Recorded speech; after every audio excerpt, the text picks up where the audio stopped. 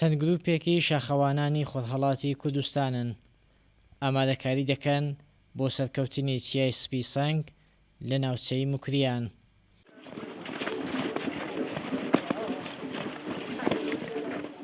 ئەم گەشتە هاوبەشەی نێوان شاخەوانانی ناوچەی موکریان بە مەبەستی ڕێزلێنان و وەفا بۆ هونەرمەندی نەتەوەی کورد حەزیز شاڕۆخە.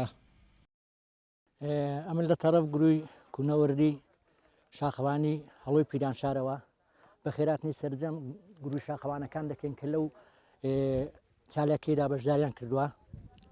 هەروەها ئەو گەشتەمان لە پیرانشارە دەست پێ کردو بەرە و خولەی سپی سەنگ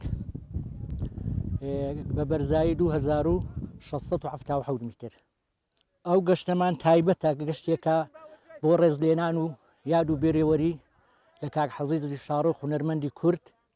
ئەو بەرنامە چالاکێمان بۆ ئەو مەبەستەی داناوە.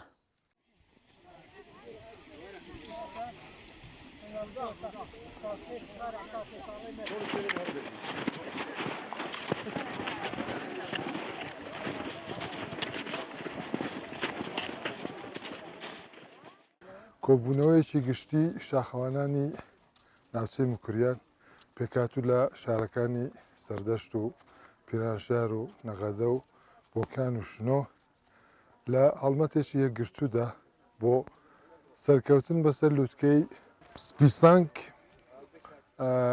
قۆڵیان هەڵماڵی و لە کەش و هەوایەکی بەفراویدا خەریکن بەرەو لووتکە دەڕۆن.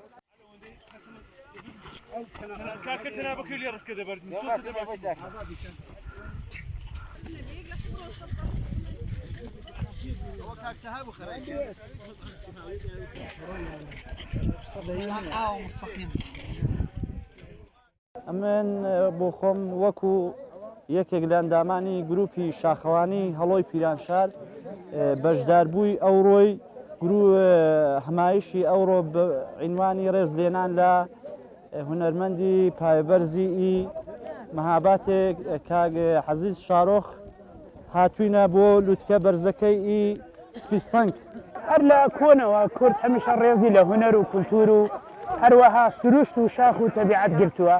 ئێمە زۆرەوە چەندین گروپ لە شارەکانی کوردستان لە نەغەدەوە لە شنەوە لە پیرانشارەوە لە بۆکانەوە کە ئێمە نوێنەری شاری بۆکان گروپی ئەوراس هاتوونەتە ئێرە و بۆ ڕێزگرتنە لە هونەرمەندی خۆشەویست هونەرمەندی گەورەی کورد کاک حەزیز شاڕۆخ کە هیوادارم هەمیشە تەندروست و لەش ساغ بێ.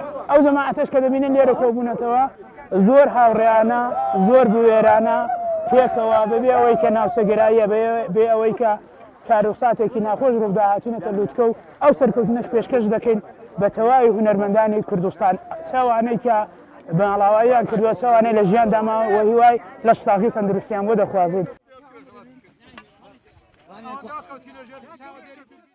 بەرزی کێوی سپی سەنگ 2677 مەترە و لە ناوچەی موکریان هەڵکەوتووە.